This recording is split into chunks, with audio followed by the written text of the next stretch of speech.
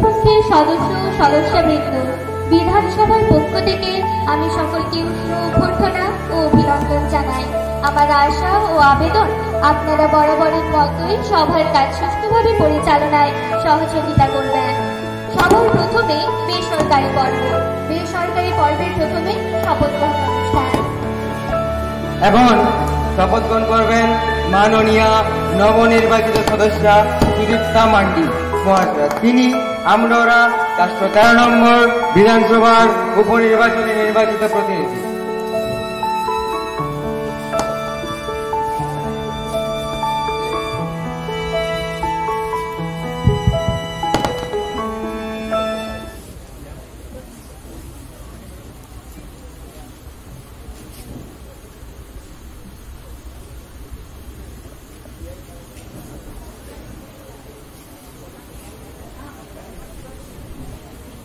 আপনি কোন ভাষায় শপথ গ্রহণ করতে চান? আমি সাঁওতালি ভাষায় শপথ গ্রহণ করতে চাই। বিধানসভার নামা সাহেদ লেখাতে ইং সুদীপ্তা মান্ডি মারাঙ্গুরু উতুমতি কিরিয়া হতায়েদা যে ফুরগাল ভারত দিসম রেনা সংবিধান চেতन खरसाला पितायो इंग दहा साथ जतियारी दड़े जगत जुमित रे गढ़ सपहत इंग एमा अरह रिके दे जे सनम कमी हर रस्कई अब्दुल्ला सला इंग कमी पूरा हुआ।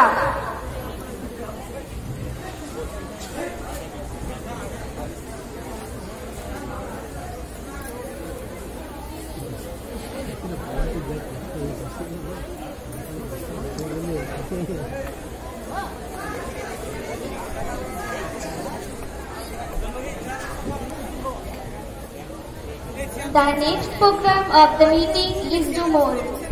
Today's meeting is the last prominent politician and former member of the legislature. Mr. Gansing's Birman proposal will be accepted. He first saw the light of this universe on 12th October 1922 at Faridpur, Bengal Presidency of British India. He finally stopped crossing the long rise and fall.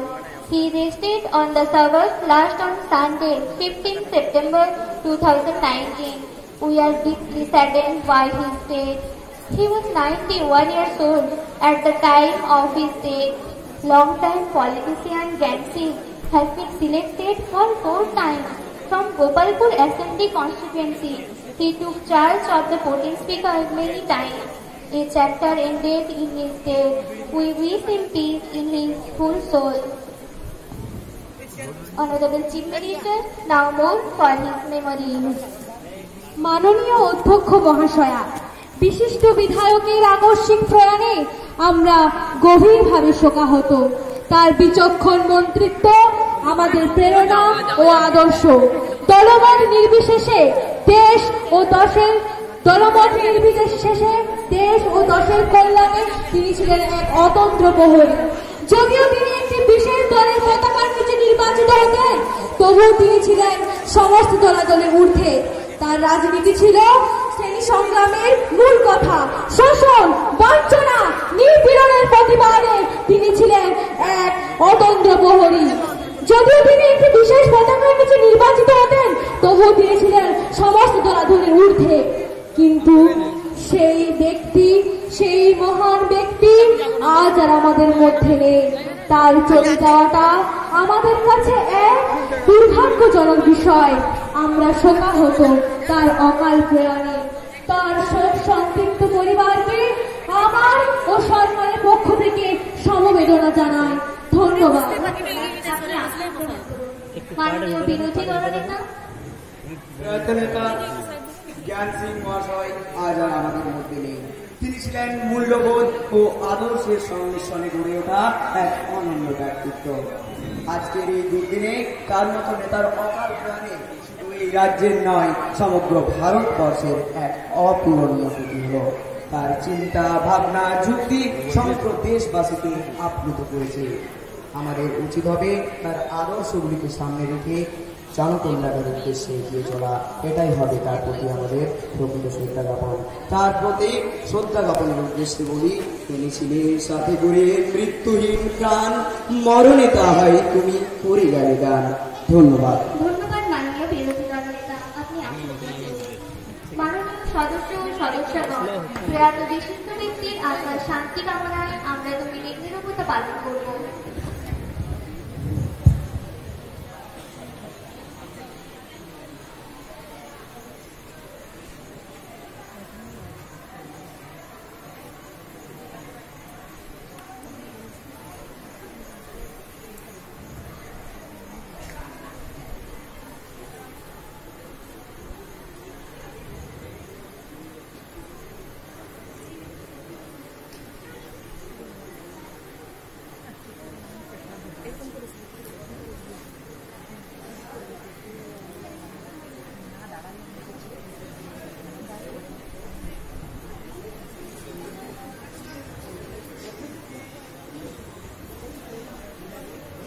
ঠিক আছে। ধন্যবাদ মাননীয় সদস্যগণ। সচিব, প্রয়াত বিশিষ্ট ব্যক্তির শোক সন্তপ্ত পরিবারের কাছে সত্তর সমবেদনার বার্তা পৌঁছে দেবেন। এরপর প্রশ্নোত্তর পর্ব শুরু করা হচ্ছে। আজকের সভায় যে সমস্ত প্রশ্নগুলি জমা পড়েছে তার মধ্যে রয়েছে কিছু তারকা চিহ্নিত প্রশ্ন ও কিছু তারকা চিহ্নবিহীন। আজকের সভায় তারকা চিহ্নিত প্রশ্নগুলি আলোচিত হবে। প্রশ্ন সংখ্যা 1, দপ্তর কৃষি। প্রশ্নটি উত্থাপন করছেন মাননীয় বিরোধী বিধায়ক রাখি কর্মকার মহাশয়া। ধন্যবাদ মাননীয় অধ্যক্ষ মহাশয়। আমাদের রাজ্যের অসংখ্য মানুষ অন্ন, বস্ত্র, বাসস্থানের ন্যূনতম সুযোগ থেকে বঞ্চিত। তাদের মুখ ফাটা আর্তনাদ আকাশ পাতাল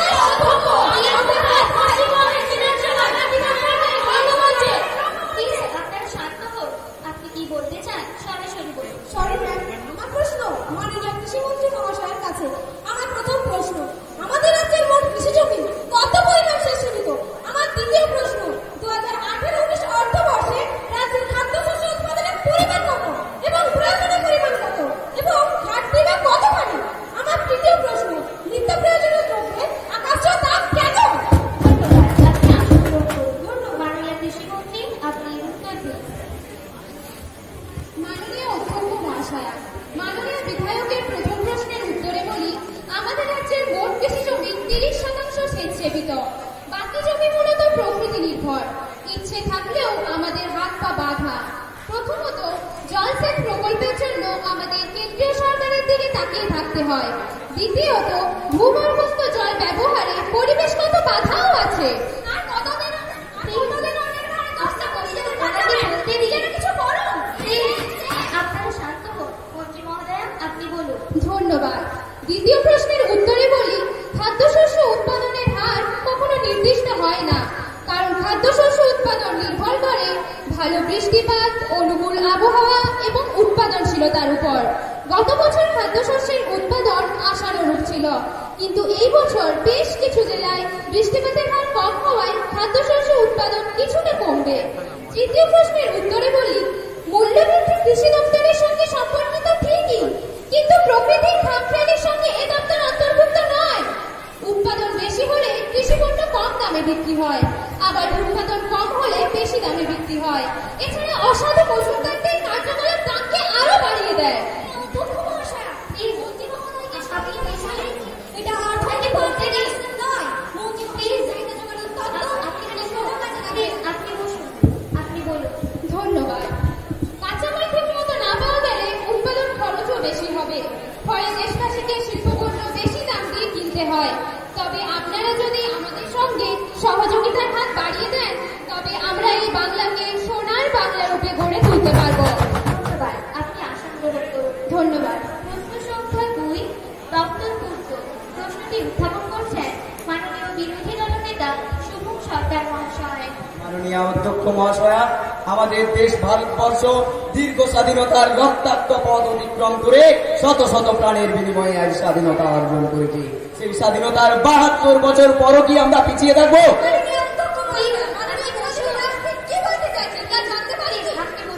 আপনি বলুন।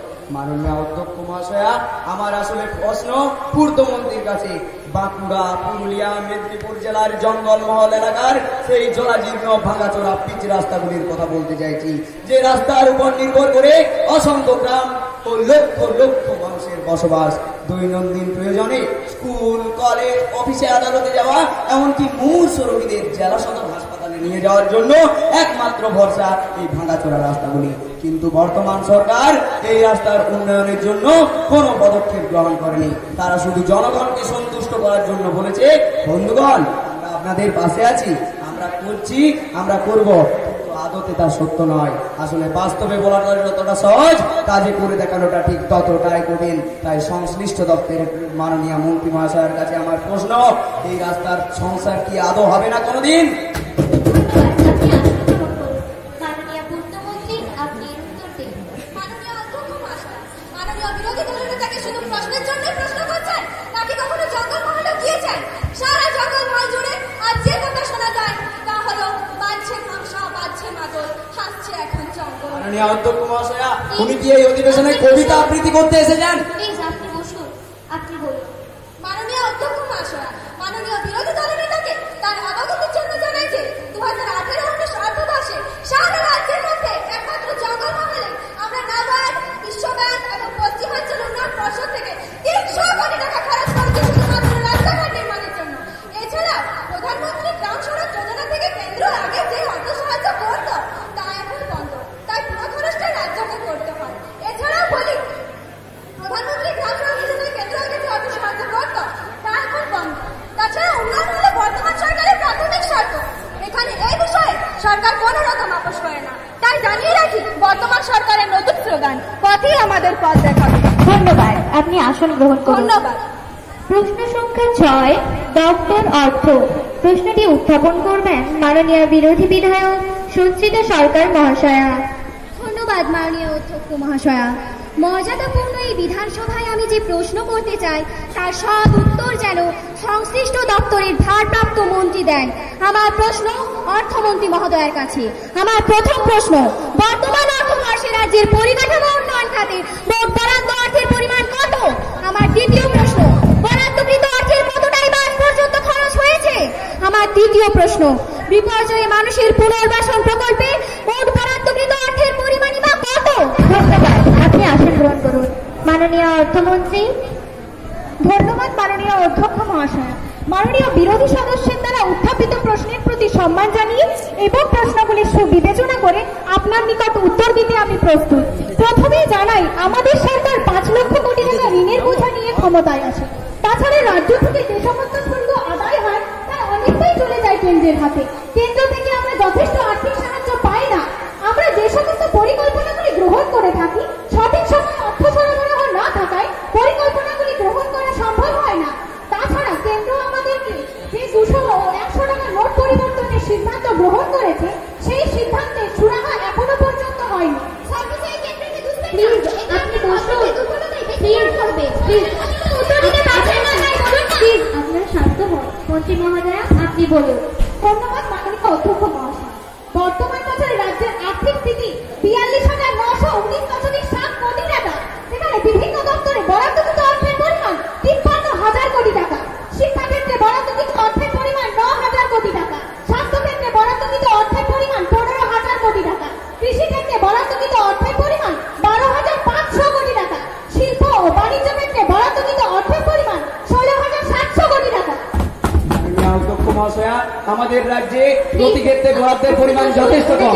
এই রাজ্যের উন্নতি যেমন শিথিল হবে, ঠিক তেমনই পরিকল্পনাগুলিও বাস্তবায়িত হবে না, কোথায় কোথায় থেকে যাবে। আপনি মাননীয় উদ্যোগের মাধ্যমে জানাইছে অর্থ দপ্তরের হবে, পরিবার পরিজন নির্দেশিকা বাড়বে, বাড়ি গাড়ি সংখ্যা বাড়বে, রাজ্যের খাতগুলো কমবে। আপনার শান্ত হন। এভাবে বিতর্ক করলে সবার কাজ চালানো অসম্ভব হয়ে পড়বে। আপনি বলুন। মাননীয় অধ্যক্ষ মহাশয়, দ্বিতীয় প্রশ্নের উত্তরের ক্ষেত্রে জানা বরাদ্দকৃত অর্থের 80% সাফল্যের সাথে খরচ হয়েছে। আমরা আশা করছি পরিকল্পনা মাফিক 100% তাড়াতাড়ি সম্পন্ন করতে পারবো। তাছাড়া আজ আমরা খুব আনন্দের সঙ্গে জানাতে পারছি এই বছর নতুন করে কোনো কর খরচ করা হচ্ছে না। গ্রামীণ উন্নতি, মাদ্রাসা শিক্ষা, সংখ্যালঘু শিক্ষার জন্য অর্থের পরিমাণ যথেষ্ট বেশি। বিগত বছরের এখানে গ্রামীণ উন্নতির জন্য 2,500 কোটি টাকা বরাদ্দ করা হয়েছিল। বর্তমান বছরে তা বাড়িয়ে 10,652 কোটি টাকা করা হয়েছে। তাছাড়া সংখ্যালঘু সম্প্রদায়, মাদ্রাসা শিক্ষা, গ্রামীণ উন্নয়ন, কৃষি খাতে 2,500 কোটি টাকা বরাদ্দ করা হয়েছে। বিদ্যালয় শিক্ষার জন্য 2,000 কোটি টাকা ও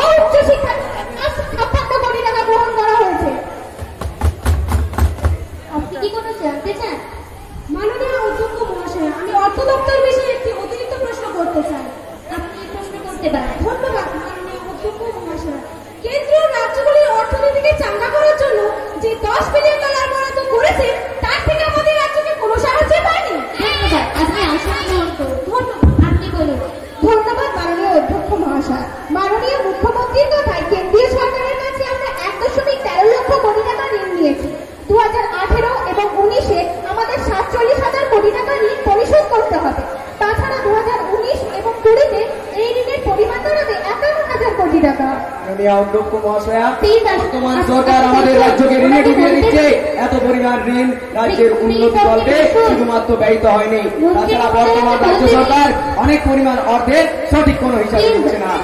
আপনি বলছেন রাজ্যের সাংস্কৃতিক উন্নয়নের গল্পে দলীয় ক্লাবগুলিকে কত হাজার কোটি টাকা পাইয়ে দিলেন, বা অন্যান্য যুব উৎসব পালনের জন্য কত হাজার কোটি টাকা বরাদ্দ করলেন, তার কোনো সঠিক হিসাব বাজেটের অন্তর্ভুক্ত নেই।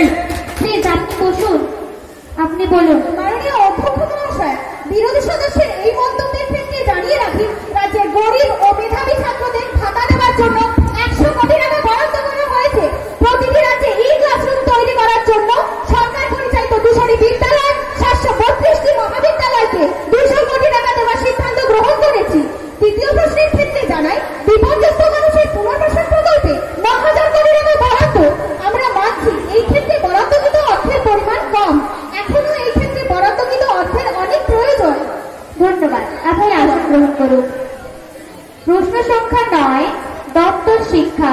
প্রশ্নটি উত্থাপন করছেন মাননীয় বিরোধী সদস্য সঙ্গীতা লায়েক মহাশয়া।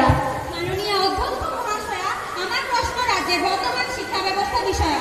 আমার প্রথম প্রশ্ন, বর্তমানে শিক্ষা ব্যবস্থার কাস্তেল তুলে দিয়ে সমস্ত যেসব প্রহসনমূলক ইউনিট টেস্টগুলি দ্বারা আমাদের যে পরিকল্পনার যে উন্নয়ন হচ্ছে না হয়নি, সেদিকে কারো দেখার অপেক্ষা রাখে না। বিশেষত আমাদের প্রাইমারি স্কুলগুলিতে এই অবস্থা আরো সমীচীন, সেখানে কোনো বিদ্যালয়ে 1জন শিক্ষক, কোথাও বা 2 জন। আমার দ্বিতীয় প্রশ্নের উত্তরে বলি যে তাছাড়া আমাদের বিদ্যালয়ের পাঠ্যক্রমে নানা রকমের সমস্যা রয়েছে, যেখানে আমাদের রাজ্যে বিশেষ করে অনেক জায়গায় দেখা যাচ্ছে শিক্ষক নিগ্রহের নজির। সেখানে কেন এ ধরনের ঘটনা ঘটছে? তাছাড়া বছর বছর পাঠ্যক্রম পরিবর্তন করে এক্সপেরিমেন্টের বিষয় করে দেওয়া হচ্ছে কেন শিক্ষার্থীদেরকে? ধন্যবাদ, আপনি আসন গ্রহণ করুন।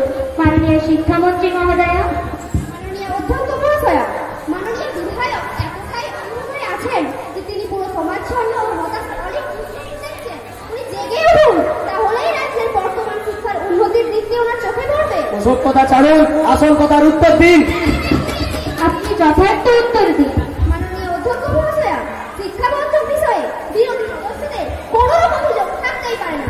মাধ্যমিক, উচ্চ মাধ্যমিক, ডিগ্রি কোর্স এবং জয়েন্ট পরীক্ষার মতো গুরুত্বপূর্ণ পরীক্ষাগুলির ফলাফলের দিকে নজর দিলেই শিক্ষার উন্নতি চোখে পড়বে। দেখা যাবে পাশে আর কত বাড়ি বেড়েছে। তাছাড়া বলি, পরীক্ষার অবস্থা শিথিল নয়, বরং তারা শিক্ষা বর্ষগুলি অতিশয় সাবলীল। পরীক্ষার বোঝা কমিয়ে পরীক্ষার্থীদের ধারাবাহিক মূল্যায়ন পদ্ধতির আওতায় আনা হয়েছে। তাছাড়া পাঠ্যের একেবারে তুলে দেওয়া হয়নি। আবার প্রাইমারি লেভেল পর্যন্ত সকলের জন্য শিক্ষা সুনিশ্চিত করতে তা কিছুটা নমনীয় করা হয়েছে এই মাত্র। 2020 শিক্ষাবর্ষ থেকে 6ষ্ঠ শ্রেণী থেকে আবার ক্লাস চালু হচ্ছে। দ্বিতীয় প্রশ্নের ক্ষেত্রে আমি মাননীয় সদস্যকে জানিয়ে রাখি, বর্তমানে আমরা হাইকোর্টের রায় অনুসারে শিক্ষক নিয়োগ প্রক্রিয়া শুরু করেছি। রায়ের 1 ঘন্টার মধ্যে আমরা প্রাথমিক এবং উচ্চ প্রাথমিক স্তরে শিক্ষক নিয়োগের টেস্ট পরীক্ষার ফলাফল ঘোষণা করেছি। এছাড়া প্রাথমিক শিক্ষক নিয়োগের জন্য ইন্টারভিউ আমরা নিয়ে নিয়েছি। এই শিক্ষক নিয়োগের জন্য 9, 10 এবং 11, 12 এই বিভাগের পরীক্ষার দিনও ধার্য করা হয়ে গেছে। বিদ্যালয়গুলি অশিক্ষক কর্মী নিয়োগের কাজও চলছে। আর কতদিন এইভাবে সান্ত্বনা দিয়ে রাখবেন? এতে যে শুধুমাত্র বেকারত্বের সংখ্যা বৃদ্ধি হচ্ছে তাই নয়, আর শিক্ষা ব্যবস্থা রসাতলে যেতে আপনি বসুন, প্লিজ আপনার শান্ত হন, আপনি বলুন। Yes, ma'am. I am going there. শিক্ষক নিয়োগের বিষয়টি যেভাবেই করে থাকুক না কেন, তা অত্যন্ত বেদনাদায়ক এবং দুর্ভাগ্যজনক। সরকার এ বিষয়ে যথেষ্ট তৎপর ও সংবেদনশীল। আমি চতুর্থ প্রশ্নের ক্ষেত্রে বলি, পৃথিবীর প্রতিটি বস্তু প্রতিনিয়তই পরিবর্তনশীল। সুতরাং পরিবর্তনশীল সমাজ NCERT নিয়ম মেনে আমাদের পাঠ্যক্রম পরিবর্তন করতেই হচ্ছে। তাছাড়া আমাদের রাজ্য এডুকেশন সিস্টেমে পিছিয়েই পড়বে। আপনি কি কিছু জানতে চান? মাননীয় অধ্যক্ষ মহাশয়া, আমি এ বিষয়ে একটি অতিরিক্ত প্রশ্ন জিজ্ঞাসা করতে চাই। আপনি প্রশ্ন করতে পারেন। মাননীয় অধ্যক্ষ মহাশয়া, বর্তমান সরকার রাজ্যের বিদ্যালয়গুলিতে নতুন শিক্ষক নিয়োগ না করে অবসরপ্রাপ্ত শিক্ষকদের দিয়ে বিদ্যালয়ের কাজ দায় সারাকে পরিচালনা করছে কেন? পশ্চিমবাংলার অধিকাংশ মডেল স্কুলগুলি আজ পড়ুয়ার অভাবে ভুগছেই বা কেন? ধন্যবাদ, আপনি আসন গ্রহণ করুন। মাননীয় শিক্ষামন্ত্রী মহোদয়া। মাননীয় অধ্যক্ষ মহাশয়া, বিরোধী সদস্যদের মন্তব্য দায় করে এটা অত্যন্ত নিন্দনীয়। কারণ দীর্ঘদিন শিক্ষকতার ফলে শিক্ষকদের অভিজ্ঞতা বাড়ে কমে না। তাই তো মুখ্যমন্ত্রী শিক্ষকদের অবসরের বয়স 70 বছর করার জন্য বিবেচনা করেছেন এবং প্রাথমিক এবং মাধ্যমিক বোর্ড প্রেসিডেন্টদের অবসরের বয়স করুন। মাননীয় অধ্যক্ষ মহাশয়ের মাধ্যমে জানাই যে ক্ষুধার রাজ্যে পৃথিবী গদ্যময় পূর্ণিমা চাঁদ যেন ঝলসানো রুটি। আজ পশ্চিম বাংলার বেকার জীবনের পায়ের তোলার মাটি সরে যাচ্ছে। তারা যেন অকুল সমুদ্রে দাঁড়হীন নৌকার ন্যায় দিশেহারা। তারা যেন পাইলটহীন প্লেন। রাজ্যের এমতা দুরবস্থায় দাঁড়িয়ে বর্তমান রাজ্য সরকার রাজনীতি করছে কিনা সরকারি কর্মচারীদের বয়স 60 থেকে বাড়িয়ে 70 করা হবে। তাতে কি বেকার সমস্যার আদৌ কোনো সমাধান হবে? মাননীয় অধ্যক্ষ মহাশয়ের মাধ্যমে জানিয়ে রাখি যে তাতে কাজের কাজ কিছুই হবে বলে মনে হয় না। বরঞ্চ সেই সমস্ত জায়গায় সরকারি কর্মচারীদের বয়স বা শিক্ষকদের বয়স 60 থেকে বাড়িয়ে 70 করা হলে সেই সমস্ত জায়গা বৃদ্ধাশ্রমে পরিণত হবে। শিক্ষা ক্ষেত্রে বা রাজনৈতিক কোন কর্মস্থলে নয়। আমার মাননীয় মন্ত্রী মহাশয়ের কাছে প্রশ্ন, কেন নতুন নিয়োগ বন্ধ রেখে অবসরপ্রাপ্ত কর্মচারীদের বয়সীমা বাড়ানো হচ্ছে? এর যথার্থ উত্তর দিন। ধন্যবাদ, আপনি আসন গ্রহণ করুন। মাননীয় অধ্যক্ষ মহাশয়, আমি আশা রাখি এই প্রশ্নের উত্তর আমি পূর্বেই দিতে পেরেছি। ধন্যবাদ, আপনি বসুন। মাননীয় সদস্য ও সদস্যগণ, আপনারা অবগত আছেন যে নিয়োগ প্রক্রিয়া সম্পর্কে হাইকোর্টে স্থগিতাদেশ থাকায় প্রক্রিয়াটি বন্ধ ছিল। তাই আশা রাখবো বারবার এই বিষয়ে প্রশ্ন করে সভাকে দীর্ঘায়িত না করে অন্য কোনো প্রশ্ন থাকলে তা উপস্থাপিত করুন। মাননীয় অধ্যক্ষ মহাশয়া, আমার আরেকটা জিজ্ঞাসা, উচ্চশিক্ষার উন্নতির জন্য ও গরিব মেধাবী ছাত্রছাত্রীদের শিক্ষার উন্নতির জন্য সরকার কি কোনো পদক্ষেপ নিয়েছেন? ধন্যবাদ, আপনি আসন গ্রহণ করুন। মাননীয় শিক্ষামন্ত্রী মহোদয়া, মাননীয় অধ্যক্ষ মহাশয়া, উচ্চশিক্ষার উন্নতির জন্য সরকার যথেষ্ট বদ্ধপরিকর। রাজ্যে নতুন কলেজ, বিশ্ববিদ্যালয় স্থাপন করা হচ্ছে। এছাড়াও বিভিন্ন ক্ষেত্রে উচ্চশিক্ষার জন্য এসসি, এসটি এবং ওবিসিদের যথাক্রমে 22%, 6% এবং 17% কোটা ধার্য করা হয়েছে। এছাড়াও গরিব মেধাবী ছাত্রছাত্রীদের জন্য শিক্ষাখাতে 100 কোটি টাকা বরাদ্দ করা হয়েছে এবং স্কুল অ্যাকোমোডেশনের জন্য বরাদ্দ করা হয়েছে 200 কোটি টাকা। এছাড়াও সংখ্যালঘুদের জন্য আমরা নতুন প্রকল্প গ্রহণ করেছি। ধন্যবাদ, আপনি আসন গ্রহণ করুন। মাননীয় মুখ্যমন্ত্রী মহোদয়া, মাননীয় অধ্যক্ষ মহাশয়া, আমি আপনার কাছে বলতে চাই যে বিরোধী দলনেতা যে প্রসঙ্গ উল্লেখ করেছেন তার জন্য তাকে ধন্যবাদ জানাই। গত কয়েক বছরে আপনারা গোপনে যে হিংসার বীজ বুনেছেন, আজ বিরোধী শিবিরে গিয়েও তা ভুলে উঠতে পারেননি। পশ্চিমবঙ্গের সার্বিক উন্নয়নের জন্য বর্তমান সরকার যথেষ্ট বদ্ধপরিকর। পশ্চিমবঙ্গের সার্বিক উন্নয়নের জন্য বর্তমান সরকার যে বহুমুখী পরিকল্পনা গ্রহণ করেছে সে বিষয়ে কোনো সন্দেহ প্রকাশ হয় না। এছাড়া বলে রাখি, পশ্চিমবঙ্গ সরকার পরিকাঠামোগত উন্নয়নের জন্য 200টি প্রাথমিক বিদ্যালয়, 500টি মাধ্যমিক বিদ্যালয়, 40টি কলেজ ও 2টি বিশ্ববিদ্যালয় স্থাপন করা হয়েছে এই পশ্চিমবাংলায়। এছাড়াও বলে রাখি, পশ্চিমবঙ্গের জেএনওএস ইউনিভার্সিটি স্থাপন করা হয়েছে কলকাতার বারাসাতে। মাননীয় অধ্যক্ষ মহাশয়া, আমি আরো কিছু বলতে চাই। এছাড়া পশ্চিমাঞ্চল উন্নয়ন পর্ষদের মাধ্যমে রাস্তাঘাট, সেতু, শিল্পাঞ্চল, স্বাস্থ্যকেন্দ্র প্রভৃতি বিভিন্ন ক্ষেত্রে যথেষ্ট উন্নয়ন করা হয়েছে। এছাড়াও বলে রাখি, আমাদের যে শিক্ষাক্ষেত্র কিন্তু বিরোধী সদস্যদের কোনো কিন্তু বলার মুখ থাকে না, কারণ শিক্ষাক্ষেত্র পশ্চিমবঙ্গের সরকার যথেষ্ট বদ্ধপরিকর।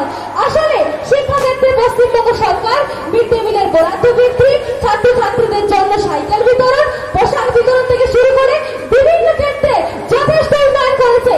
এছাড়াও বলে রাখি, ছাত্রছাত্রীদের জন্য ছাত্র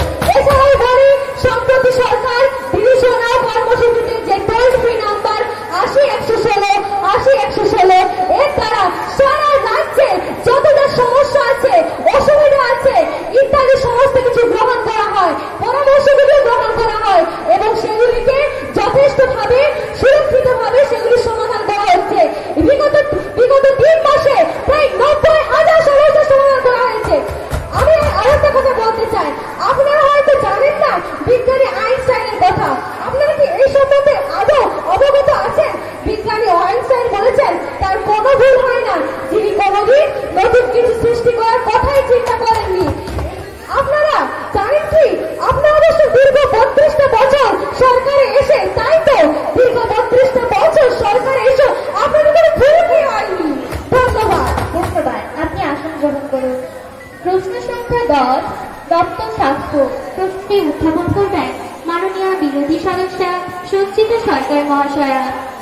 ধন্যবাদ মাননীয় অধ্যক্ষ মহাশয়া।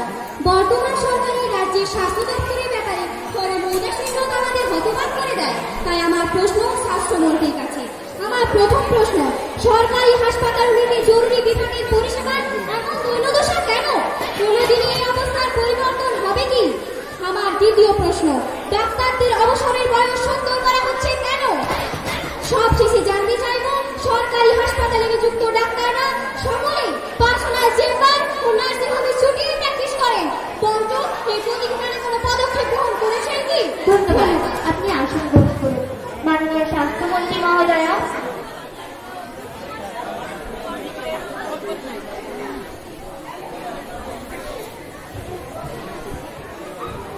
ধন্যবাদ মাননীয় অধ্যক্ষ মহাশয়। বর্তমানে আমাদের রাজ্যের স্বাস্থ্য পরিকাঠামো এত উন্নত যে স্বাস্থ্য পরিষেবায় আমাদের রাজ্য প্রথম সারিতে। গত বিপ্লবের পর এই করিডোর ব্যবস্থার মাধ্যমে স্বর্ণেন্দুর পেটের খোয়ায় তার অঙ্গ প্রত্যঙ্গ দান করে প্রতিস্থাপন করা হয়েছে।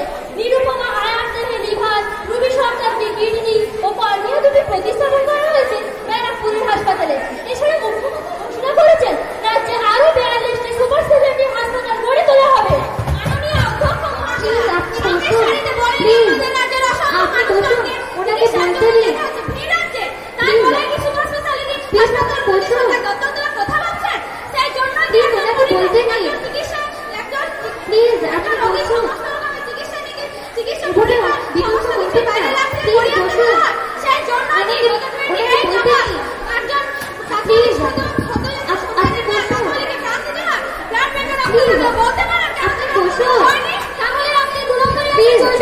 দিন। আপনার শান্ত হোক। মন্ত্রী মহোদয়া, আপনি বলুন। ধন্যবাদ। দ্বিতীয়ত বলি, স্বাস্থ্যক্ষেত্রে যারা এই ধরনের ভুল ত্রুটি করে, মন্ত্রণালয় উপযুক্ত প্রতিবেদনের ব্যবস্থা অবশ্যই করবে। আপনারা আমাদের উপর বিশ্বাস রাখুন, তাদের বিরুদ্ধে কড়া পদক্ষেপ গ্রহণ করা হয়। বিশ্বাস রাখবো। শিশু মন্দিরে আপনারা কি ব্যবস্থা করছেন? আপনারা এখন শিশু ভিডিও করছেন নাকি? প্লিজ, আপনি বসুন। আপনি বলুন। ধন্যবাদ। তৃতীয় প্রশ্নের উত্তরে জানান, দেশের বয়োজ্যেষ্ঠ ব্যক্তিগণ যদি বড় বড় রাজনৈতিক পদ অলঙ্কৃত করতে পারে, প্রশাসনিক পদে থাকতে পারে, তাহলে 70 বছর বয়স পর্যন্ত একজন চিকিৎসকও তার পরিষেবা দিতে পারবেন। তাছাড়া অবসরপ্রাপ্ত ডাক্তারগণও গুরুত্ব সহকারে দেশ কাছে চিকিৎসা করে চলেছেন। বিশিষ্ট হাত ও চক্ষু গবেষকেরা নিজেরাই বলেছেন দুর্বল শরীর ও কাপা হাত দিয়ে হাত ও চক্ষু অপারেশন করা আর সম্ভব নয়। প্রয়োজনে তারা স্বেচ্ছায় অবসর নিতেও প্রস্তুত। তাছাড়া বর্তমান সরকারের কাছে আমার প্রশ্ন, তারা কি অবসর জীবনের স্বাদ আর কখনো পাবেন না? এখন মুলতবি প্রস্তাব। অধ্যক্ষ মহাশয়া, আমি মুলতবি প্রস্তাব উত্থাপনের অনুমতি প্রার্থনা করছি। মাননীয় সদস্যকে মুলতবি প্রস্তাব উত্থাপনের অনুমতি দেওয়া হোক। যারা প্রস্তাবের পক্ষে তারা উঠে দাঁড়ান। ধন্যবাদ। আপনার আসন গ্রহণ করুন। বিধানসভার সদস্যদের 1/10 সমর্থন থাকায় মাননীয় সদস্যকে মুলতবি প্রস্তাব উত্থাপনের অনুমতি দেওয়া হলো। মাননীয় অধ্যক্ষের মাধ্যমে জানাই যে গত 2রা সেপ্টেম্বর কলকাতার ইস্ট সাউথ মেট্রো পরিকল্পনার ফলে রোগবাজারে যে বিপর্যয় নেমে আসে, তার জন্য কে দায়ী? সরকার যে পরিকল্পনার রূপ বদল করেছিলেন তা আগে থেকে জানাননি কেন? সেখানে আজ 500 সোনার দোকান, 200 পরিবার, 400 স্টেশনারি দোকান ও তাদের স্থাবর সম্পত্তি সবকিছু আজ বিপর্যয়ে বিলীন হয়ে গেল। এছাড়া সার্টিফিকেট, মার্কশিট, পাসপোর্ট সমস্ত কিছু আজ এই বিপর্যয়ের শিকার। আর আজ প্রত্যেকটি পরিবারের প্রত্যেকটি মানুষকে তাদের এক পোশাকে বাড়ি ছাড়তে হয়েছে। তাদের কারো বাড়িতে সদ্যজাত, কারো বাড়িতে বৃদ্ধ ভাতা, কারো মেয়ে সদ্য বিয়ে, তাদের মান সম্মান, লাজ লজ্জা অপমান সমস্ত কিছু জলাঞ্জলি দিয়ে কোন এক নির্ধারিত অপরিচ্ছন্ন হোটেলে বসবাস করতে হচ্ছে। তাই মহামান্য অধ্যক্ষের মাধ্যমে জানাই যে সরকারি প্রশাসনে কি ধরনের ত্রুটি ছিল যে এত বড় বিপর্যয় ঘটে গেল। তাই মহামান্য অধ্যক্ষের মাধ্যমে আমি এই ঘটনার অবিলম্বে তদন্ত এবং সেই অনুসারে সেই সমস্ত পরিবারের ক্ষতিপূরণ ও পুনর্বাসনকে আমি সভাপতি প্রার্থনা করছি। ধন্যবাদ। আপনি আসন গ্রহণ করুন। মাননীয় মুখ্যমন্ত্রী। মাননীয় মহাশয়, কলকাতায় ইস্ট সাউথ মেট্রো নির্মাণ কল্পে লোকবাজারে যে বিপর্যয় নেমে এসেছে, সেই বিপর্যয়ের জন্য সরকার পক্ষ ও জার্মান কোম্পানি অত্যন্তই দুঃখিত। প্রথমত, মহানগরের সুবিধার্থে যে রুট চার্ট করা হয়েছিল, কিন্তু এত তাড়াতাড়ি যে বিপর্যয় নেমে আসবে তা কিন্তু ধারণা করাও যায়নি। যে 25 ডিসেম্বর যে মেট্রো উদ্বোধন হওয়ার কথা ছিল, সেই মেট্রো আজ বিপর্যয়ের মুখে। এছাড়াও বলতে বাধ্য হচ্ছি আমাদের দুঃখের কথা যে জার্মান কোম্পানি এই কাজের দায়িত্বে ছিলেন, সেই জার্মান কোম্পানি ছিলেন আন্তর্জাতিক খ্যাতি সম্পন্ন। যে টিভিএম মেশিনের সাহায্যে এই কাজ চলছিল, সেই টিভিএম মেশিনের আরো কোনো ত্রুটি ছিল না। আসল কথা হলো, যখন লোকবাজার এলাকা বোরিং হচ্ছিল, বোরিং হওয়াকালে জলের স্তর বাইরে বেরিয়ে আসে এবং সেই জলের স্তরকে বন্ধ করা সম্ভব হয়নি, যার ফলে জলের স্তর বাইরে বেরোতেই থাকে এবং এর জন্য মাটি আলগা হয়ে যায় এবং নরম হয়ে যায়, যার ফলে বাড়িঘর সমস্ত কিছু ধসতে থাকে। দুর্ভাগ্যবশত সেই বাড়িঘরগুলি ধসতে থাকায় অনেক মানুষ প্রাণ হারিয়েছে এবং এমন কিছু কিছু মানুষ আছে যারা আজ আশ্রয়হীন, এবং প্রশাসন এই সমস্ত পরিবারগুলির পাশে আছেন। প্রশাসন খবর পাওয়া মাত্র ওই পরিবারগুলিকে অন্যত্র সরিয়ে আনার ব্যবস্থা করা হয়েছে। এছাড়াও বলি, প্রশাসন 24 ঘন্টা এই মানুষগুলি পাশে থাকার প্রতিশ্রুতি দিয়েছে।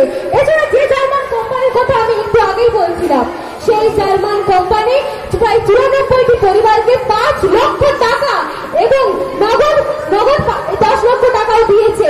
এছাড়াও বলে রাখি, জার্মান কোম্পানি এই সমস্ত মানুষগুলিকে পুনর্বাসনের জন্য প্রতিশ্রুতিও দিয়েছে।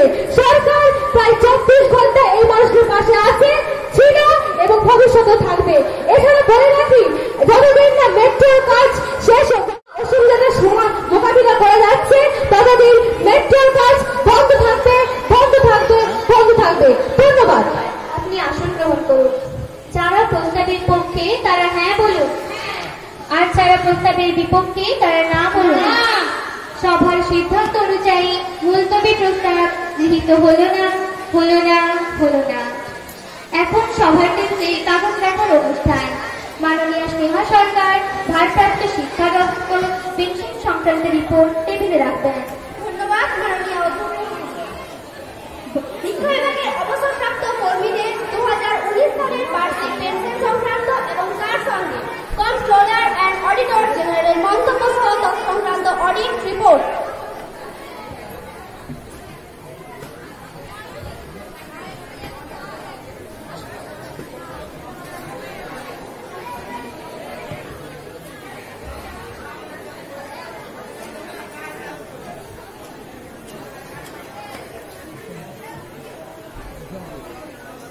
মাননীয় সদস্য ও সদস্যগণ, এবার সভার টেবিলে কাগজ রাখবেন মাননীয় শিল্পমন্ত্রী। ধন্যবাদ মাননীয় অধ্যক্ষ মহাশয়।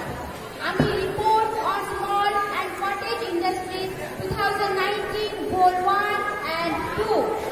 মাননীয় অধ্যক্ষ মহাশয়া, আমি মাননীয় মন্ত্রীর রিপোর্ট থেকে জানতে পারি কি হাওড়া জেলার কুটির ও ক্ষুদ্র শিল্প নির্মাণের জন্য আদৌ কোনো বরাদ্দ হয়েছে কিনা, আর যদি হয়েই থাকে তা কোন খাতে এবং কত টাকা জানালে আমরা সকলেই অবগত হতাম। ধন্যবাদ। আপনি আসন গ্রহণ করুন। ধন্যবাদ। মাননীয় শিল্পমন্ত্রী মহোদয়।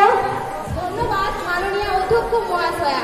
গত বছরে হাওড়া জেলার স্মল অ্যান্ড কটেজ ইন্ডাস্ট্রি, তাঁত শিল্প, বাঁশ শিল্প, বেত শিল্প এবং মৃৎশিল্প, ড্রাই ফ্রুট ইন্ডাস্ট্রিতে যথাক্রমে 18 কোটি, 19 কোটি, 12 কোটি এবং 34 কোটি টাকা নতুন করে বিনিয়োগ করা হয়েছে এবং তার জন্য যথাযথ অডিট রিপোর্ট দাখিলও করা হয়ে গেছে এবং আমরা আশা রাখছি আগামী দিনে আরো বিনিয়োগের পরিবেশ সৃষ্টি হবে।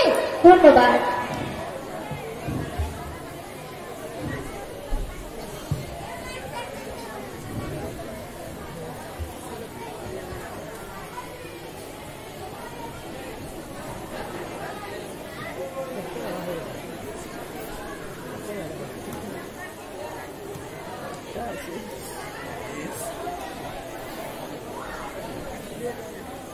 এখন উল্লেখ পর্ব। মাননীয় বিধায়িকা, আপনার প্রশ্ন কি? ধন্যবাদ মাননীয় অধ্যক্ষ মহাশয়। আমার 413 নম্বর বিধানসভা বহু হতদরিদ্র SC/ST অধ্যুষিত এলাকা। আমি নির্বাচনের আগে গ্রামে গ্রামে ঘুরে সভ্য অভিভাবক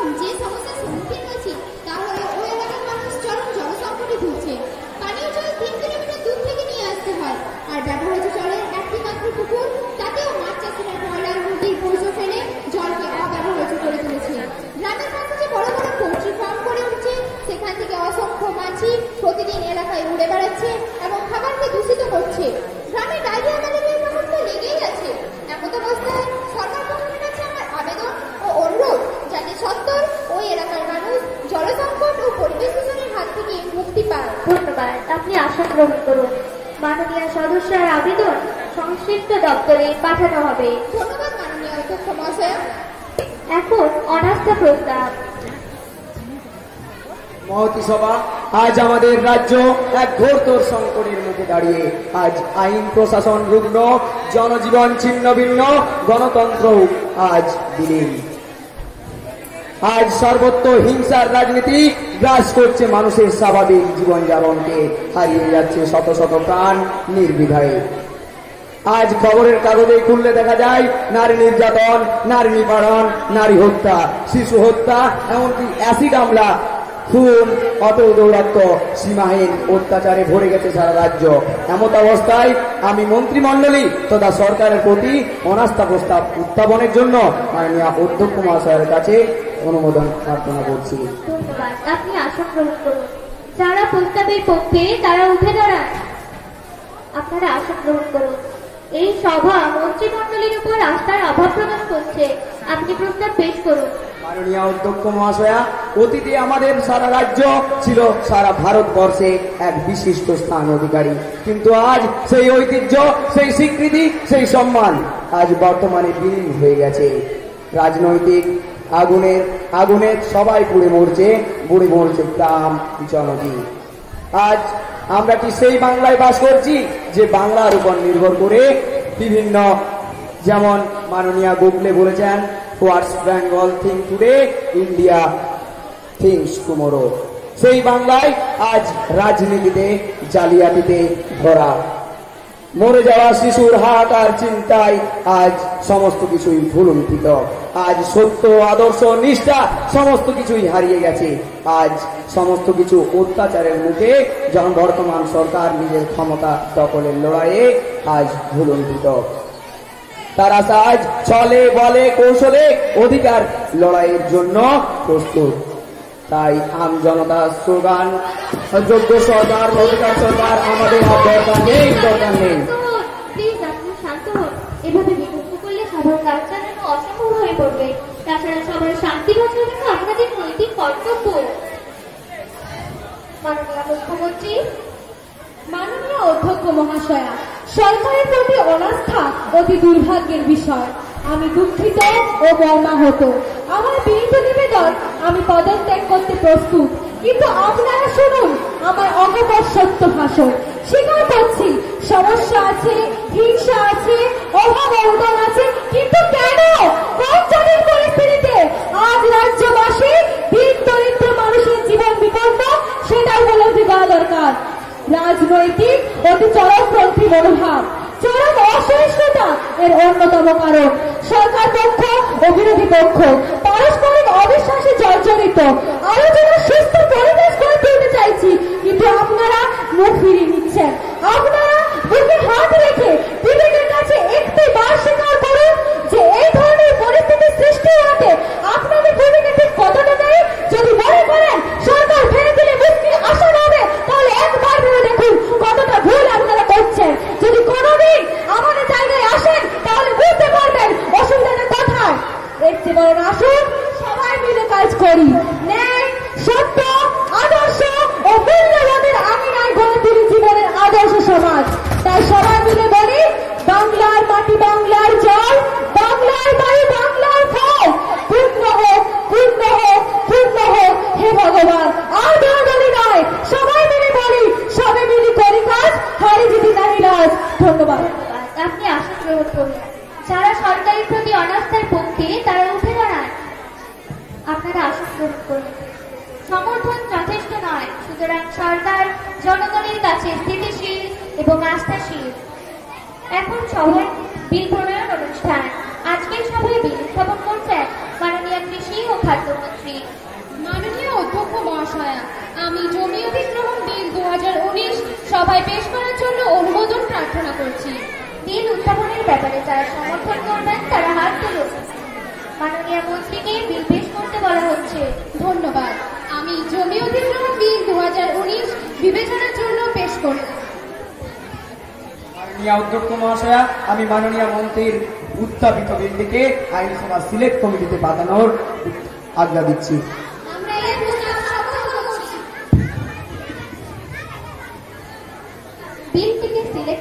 পাঠানোর প্রস্তাব গৃহীত হলো। আজকের মতো